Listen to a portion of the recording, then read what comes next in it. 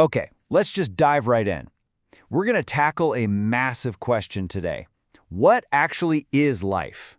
We'll explore this really powerful theory called autopoiesis and ask, is a living thing this self-contained, closed-off circle, or is it more of an open spiral, fundamentally connected to everything around it? It sounds like a question a kid would ask, right? But seriously, think about it for a second. What's that essential spark, that defining quality that separates, say, a complex crystal from even the simplest little bacterium? The answer, as you're about to see, is way more profound than you might think. So what is it? What's the secret sauce? To get there, we need a much better definition of life, one that goes way beyond that simple checklist from biology class. It grows, it reproduces. Now, it's really tempting to try and boil everything down, to say, oh, biology is just chemistry, and chemistry is just physics. But if you do that, you kind of miss the magic. The crucial difference, the secret ingredient, isn't the stuff life is made of, it's how that stuff is organized. It's not the ingredients, it's the recipe. And this brings us to a pretty revolutionary idea from two Chilean biologists, Humberto Maturana and Francisco Varela. They gave us this new way of looking at things called autopoiesis, which asks us to think of a living thing as a very, very special kind of machine. The name itself is actually a huge clue. Autopoiesis comes from Greek. You've got auto, meaning self, and poiesis, meaning creation or production. So it literally means self-creation. At its core, it's the idea of a system that is constantly, actively producing the very things that make it up. Just let that sink in for a moment. It's this beautiful circular logic. A living thing is a network of processes that makes the components that then create the very network that made them. It's the ultimate case of pulling yourself up by your own bootstraps. I mean, your body, right now, is replacing its own cells using the machinery of your cells. That's autopoiesis right there. Now, to really get this, Maturana and Varela made a really important distinction.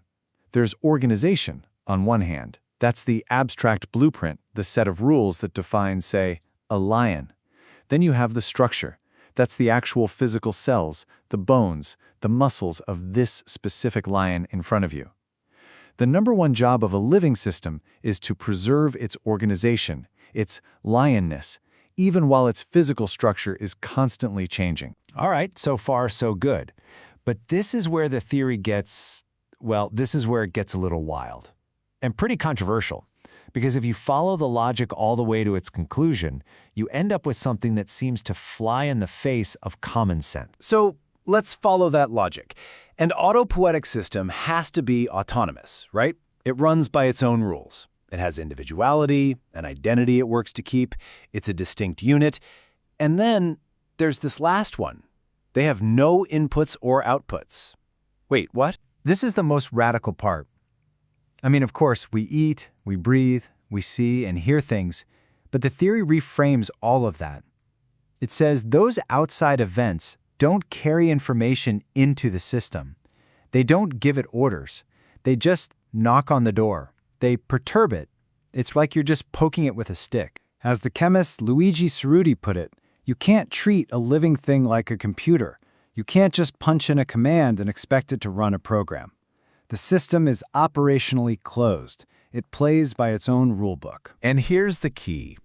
The system's reaction to that poke is determined entirely by its own internal state, by its own rules, not by the poke itself. The outside world doesn't tell it what to do. The system's own structure decides the response. It comes up with a compensation from the inside to stay stable and keep its organization going. It's an incredibly elegant, powerful idea. But is it the whole picture? This whole concept of a perfectly closed system, it runs into some pretty serious challenges. And that brings us to the main problem with this model. This is the big question, the heart of the whole counter-argument. Can we really describe our relationship with the world as just a series of disconnected pokes and prods? Or is there something much, much deeper going on? The critics say, absolutely not. They argue that life isn't just occasionally disturbed by the environment, it is fundamentally and continuously immersed in it. The relationship isn't about being separate, it's about being deeply, constantly entangled. So, the flaw in this fortress way of thinking kind of goes like this. Step 1. The original theory pictures life and the environment as two separate things that just trigger changes in each other.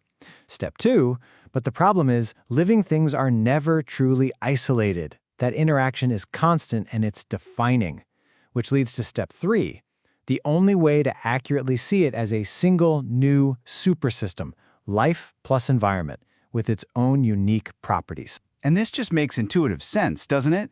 Is a partner, a mother, or a predator just an external perturbation? Of course not. These relationships are fundamental to what the organism is. It's like Aristotle said centuries ago, we're social animals born into a community that literally defines who we are. So where does all this leave us? Is the whole idea of autopoiesis just wrong? Well, not necessarily. The solution might not be to throw it away, but to build on it, to create a new model that brings both of these ideas together. So the proposal isn't to get rid of this brilliant idea of self-production, not at all. Instead, we evolve the concept. We upgrade it to something we can call open autopoiesis, a theory that keeps the core idea of self-maintenance, but completely breaks down the walls of that fortress. And this gives us a much more powerful metaphor for life. Life isn't a closed circle, endlessly turning back on itself just to stay the same. It's an open spiral. It's still maintaining that core self-producing identity, but it's doing it while spiraling forward through time, fundamentally open to and shaped by its environment. The philosopher Edgar Morin captured this perfectly. The independence of a living being requires its dependence on the environment that surrounds it. It's a beautiful paradox, right? To be an autonomous individual, you have to be deeply connected to and dependent on the world. This open autopoiesis shows us that life has a kind of triple openness. There's ecodependence, our constant give and take with our ecosystem. There's a temporal opening. Our very genes connect us to billions of years of evolution and to a potential future. And finally, for humans, there's a sociocultural opening.